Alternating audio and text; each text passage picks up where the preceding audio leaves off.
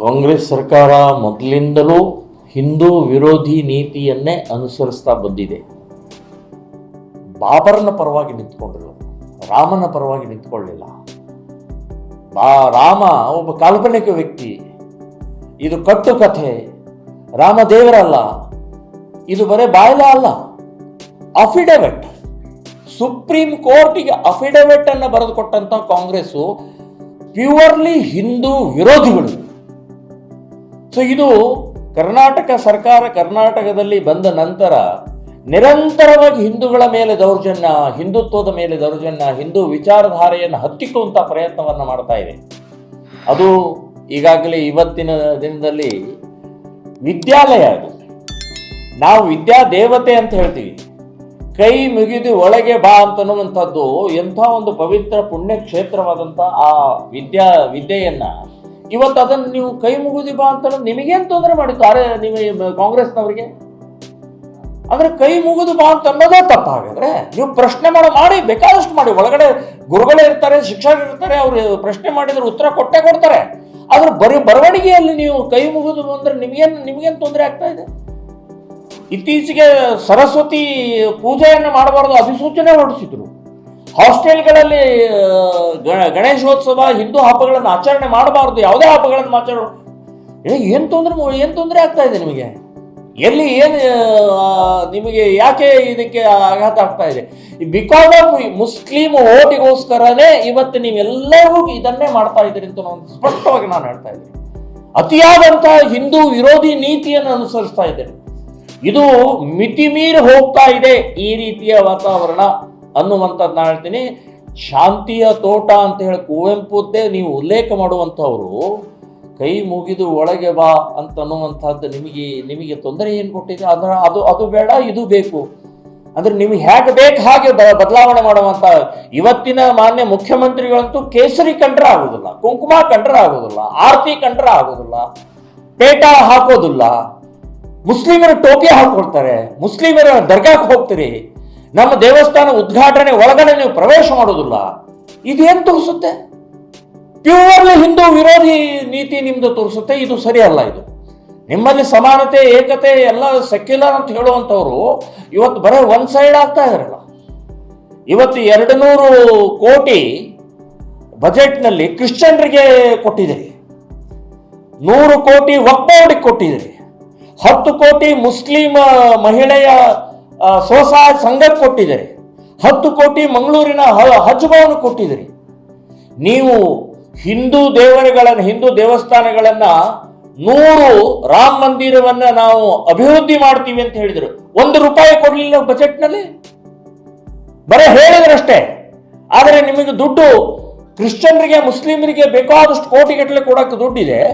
1 ಕೋಟಿ ಕೂಡ ನೀವು ರಾಮ ಮಂದಿರದ ಅಭಿವೃದ್ಧಿಗೋಸ್ಕರ 100 ಮಂದಿರಗಳನ್ನು ಅಭಿವೃದ್ಧಿ ಮಾಡ್ತೀವಿ ಅಂತ ಹೇಳಿದಂಥವರು ಸೊ ಬಜೆಟ್ನಲ್ಲಿ ಬುರುಡೆ ಬಿಡ್ತಾ ಇದ್ದಾರೆ, ನಾಟಕ ಮಾಡ್ತಾ ಇದ್ರಿ. ಸೊ ವ್ಯವಸ್ಥಿತವಾಗಿ ಇವತ್ತಿನ ಏನು ರಾಮಮಯ ವಾತಾವರಣವನ್ನ ಲಾಭ ಎಲ್ಲೋ ಒಂದು ಪಕ್ಷಕ್ಕೆ ಹೋಗ್ತಾ ಇದೆ, ಅದನ್ನೇನಾದ್ರೂ ಮಾಡಿ ಕೆಡಿಸ್ಬೇಕು ಅಂತನ್ನುವಂಥ ಪ್ರಯತ್ನ, ಅಥವಾ ನಮಗೂ ಒಂದು ಸ್ವಲ್ಪ ಸಿಗಲಿ ಅಂತನ್ನುವಂಥ ಪ್ರಯತ್ನ ಈ ರಾಮ ಮಂದಿರದ ಸಂಬಂಧಪಟ್ಟಾಗಿ ಹೇಳಿಕೆ ಇದೆಯಲ್ಲ, ಇದನ್ನು ಜನ ಅರ್ಥಕೊಳ್ತಾರೆ ಅಂತನ್ನುವಂಥದ್ದು ಹೇಳ್ತಾ ಇದ್ದೀನಿ.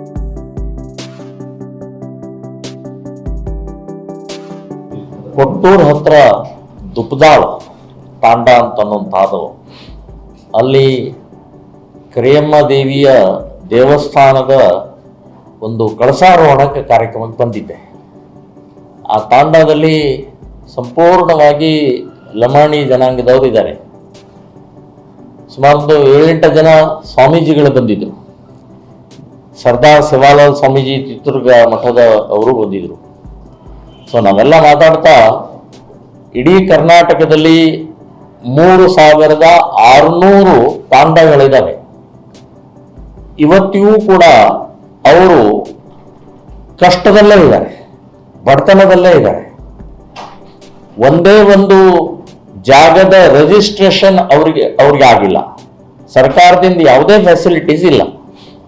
ಕಂದಾಯ ಇಲಾಖೆಗೆ ಅವರು ಆಗಬೇಕು, ಇನ್ನೂವರೆಗೆ ಆಗಿಲ್ಲ. ಸೊ ಅದು ಅವ್ರ ಜಮೀನು ಕೂಡ ಅವ್ರ ಹೆಸರಿನಲ್ಲಿಲ್ಲ, ಮನೆ ಅವ್ರ ಹೆಸರಿನಲ್ಲಿಲ್ಲ. ಈ ರೀತಿ ಒಂದು ಕಷ್ಟದಲ್ಲಿರುವಂಥ ದಿನಗಳನ್ನು ದೂಡ್ತಾನೆ ಬಂದಿದ್ದಾರೆ. ಎಲ್ಲರಿಗೂ ಮನವಿ ಎಲ್ಲ ಪಕ್ಷದವರು ಕೊಟ್ಟು ಕೂಡ ಇನ್ನೂವರೆಗೆ ಅವರು ತೊಂದರೆಯಲ್ಲಿದ್ದಾರೆ. ಶ್ರಮಜೀವಿಗಳು ಬಹಳ ಕಷ್ಟಪಟ್ಟು ಜೀವನ ಮಾಡುವಂಥ ಆ ಸಮಾಜ ಅದು. ಸೊ ಅವರು ಒಂದು ಸಲ ಗುಳೆ ಹೋದರು ಅಂದರೆ, ಈ ಕಬ್ಬು ಕಟಾವಿಗೆ ಅಥವಾ ಇನ್ಯಾವುದೋ ಕೆಲಸಕ್ಕೆ ಹೋದ್ರಂದ್ರೆ 6 ತಿಂಗಳು 1 ವರ್ಷಗಟ್ಟಲೆ ಹೋಗ್ಬಿಡ್ತಾರೆ. ಆವಾಗ ಮಕ್ಕಳ ವಿದ್ಯಾಭ್ಯಾಸ ಸಂಪೂರ್ಣವಾಗಿ ನಿಂತು ಬಿಡುತ್ತೆ. ಸೊ ಈ ಕಡೆನೂ ಇಲ್ಲ ಆ ಕಡೆನೂ ಇಲ್ಲ ಅಂತನ್ನುವಂಥ ಸ್ಥಿತಿ ಬರ್ತಾ ಇದೆ. ಹೀಗ ಅನೇಕ ಸಮಸ್ಯೆಗಳು ಅವ್ರದ್ದು ಹೇಳಿದ್ರು. ಇದರಲ್ಲಿ ಬಹಳ ಪ್ರಮುಖವಾದ್ದು ಅಂತಂದ್ರೆ ಈ ಬಡತನದ ಮತ್ತು ಶಿಕ್ಷಣ ರಹಿತ ಮುಗ್ಧವಾದಂಥ ಈ ಲಂಬಾಣಿ ಜನರನ್ನ ಕ್ರಿಶ್ಚಿಯನ್ರು ವ್ಯವಸ್ಥಿತವಾಗಿ ದುರ್ಲಾಭವನ್ನು ತಗೊಳ್ತಾ ಇದ್ದಾರೆ.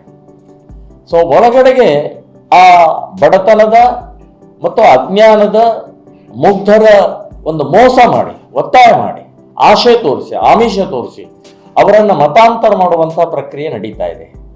3600 ಇವತ್ತು ತಾಂಡಗಳ ಪೈಕಿ 50% ಅವರು ಒಳಗಡೆ ಪ್ರವೇಶ ಮಾಡಿಬಿಟ್ಟಿದ್ದಾರೆ. ಸೊ ಸುಮಾರು 1,500 ಇವತ್ತು ತಾಂಡಗಳ ಒಳಗಡೆಗೆ ಮತಾಂತರದ ಪ್ರಕ್ರಿಯೆ ನಿರಂತರವಾಗಿ ನಡೀತಾ ಇದೆ. ಮನೆಯನ್ನ ಹೊಡಿತಾ ಇದ್ದಾರೆ. ಗಂಡನ್ನ ಮತಾಂತರ ಮಾಡಿದರೆ ಹೆಂಡತಿ ವಿರೋಧ ಮಾಡ್ತಾಳೆ, ಹೆಂಡತಿ ಮತಾಂತರ ಮಾಡಿದರೆ ಗಂಡ ವಿರೋಧ ಮಾಡ್ತಾನೆ, ಅಕ್ಕನ ಮತಾಂತರ ಮಾಡಿದರೆ ತಂಗಿ ವಿರೋಧ ಮಾಡ್ತಾರೆ. ಹೀಗೆ ಮನೆಯೇ ಹೊಡಿತಾ ಇದ್ದಾರೆ. ಸೊ ಮುಗ್ಧ ಜನ ಅವರಿಗೆ ಇದೊಂದು ಬಹಳ ದೊಡ್ಡ ಕ್ಯಾನ್ಸರ್. ಇದು ಮತಾಂತರ ಅನ್ನುವಂಥದ್ದು ಒಂದು ಕ್ಯಾನ್ಸರ್ ವೈರಸ್. ಇದು ನಮ್ಮ ದೇಶಕ್ಕೆ ಅಂಟಿಕೊಂಡಂತಹ ದೊಡ್ಡ ವೈರಸ್. ಇದು ಗಾಂಧೀಜಿಯವರೇ, ಮಹಾತ್ಮ ಗಾಂಧೀಜಿಯವರೇ ಹೇಳಿದ್ರು. ನಾನೇನಾದರೂ ಪತ್ರಕರ್ತರು ಕೇಳಿದ ಪ್ರಶ್ನೆಗೆ ಅವರು ಹೇಳಿದ್ರು, ನನಗೆ ಪ್ರಧಾನಮಂತ್ರಿ ಸ್ಥಾನ ಸಿಕ್ಕಿದ್ರೆ ನಾನು ಮೊದಲನೇ ಕೆಲಸ ಈ ಮತಾಂತರವನ್ನು ನಿಲ್ಲಿಸ್ತೀನಿ ಅಂತ ಹೇಳಿದಂಥ ಮಹಾತ್ಮ ಗಾಂಧೀಜಿಯವರು ಇವತ್ತಿನ ತನಕ ನಿಂತಿಲ್ಲ, ನಿರಂತರವಾಗಿ ನಡೀತಾ ಇದೆ. ಸೊ ಕಾನೂನು ಬಾಹಿರವಾಗಿ ನಾನು ಕರ್ನಾಟಕದಲ್ಲಿ ಶ್ರೀರಾಮ್ ಸೇನೆ ಸಂಘಟನೆ ಸರ್ವೆ ಮಾಡಿದ ಪ್ರಕಾರ 3,000 ಚರ್ಚ್ಗಳು ಕಾನೂನು ಬಾಹಿರಿದ್ದಾವೆ. ಸೊ ಇದು ಬಹಳ ದೊಡ್ಡ ಅನಾಹುತ ಆಗುವಂತ ಮುಂದಿನ ದಿನಗಳಲ್ಲಿ ಅನಾಹುತ ಆಗುತ್ತದೆ. ಸರ್ಕಾರ ಇವತ್ತು, ಹಿಂದಿನ ಸರ್ಕಾರ ಬಿಜೆಪಿ ಸರ್ಕಾರ ಮತಾಂತರ ನಿಷೇಧ ಕಾನೂನನ್ನು ಜಾರಿ ಮಾಡಿದ್ದಾರೆ. ಇದೇ ಅದು ಕಾನೂನು ಇವತ್ತಿಗೂ. ಸೊ ಆ ಕಾನೂನಿನ ಪ್ರಕಾರ ಇವತ್ತಿನ ಸರ್ಕಾರ ಏನು ತಾಂಡಗಳಲ್ಲಿರ್ಬೋದು ಅಥವಾ ಬೇರೆ ಬೇರೆ ಈ ಪ್ರದೇಶಗಳಲ್ಲಿರ್ಬೋದು ಮತಾಂತರ ಆಗುವಂಥದ್ದು ಕೂಡಲೇ ಹಿಡಿತದಲ್ಲಿ ತರಬೇಕು. ಇಲ್ಲೀಗಲ್ ಕಾನೂನು ಬಾಹಿರ ಚರ್ಚ್ಗಳನ್ನು ಬುಲ್ಡೋಜರ್ ಹಚ್ಚಿ ತೆಗಿಬೇಕು ಅಂತನ್ನುವಂಥದ್ದು ನಾನು ಹೇಳ್ತಾ ಇದ್ದೀನಿ. ಸೊ ನಿಮಗೆ ನಾನು ವಿನಂತಿ ಮಾಡ್ತಾ ಇದ್ದೇನೆ ಸರ್ಕಾರಕ್ಕೆ, ನೀವು ತೆಗಿಲಿಲ್ಲ ಅಂತಂದರೆ ನಾವು ಶ್ರೀರಾಮ್ ಸೇನೆ ಸಂಘಟನೆಯಿಂದ ಈ ಮುಂದಿನ ದಿನಗಳಲ್ಲಿ ಒಂದು ಮತಾಂತರ ನಿಲ್ಲಿಸಿ ಅನ್ನುವಂಥದ್ದು ಒಂದು ಫೋರ್ಸ್ ತಯಾರು ಮಾಡಿ ಹಳ್ಳಿಗಳಲ್ಲಿ ತಾಂಡಗಳಲ್ಲಿ ನಾವು ಪ್ರವೇಶ ಮಾಡಿ ಮಾಡಬೇಕಾಗತ್ತೆ ಅಂತನ್ನುವಂಥ ಎಚ್ಚರಿಕೆಯನ್ನು ನಾನು ಕೊಡ್ತಾ ಇದ್ದೀನಿ.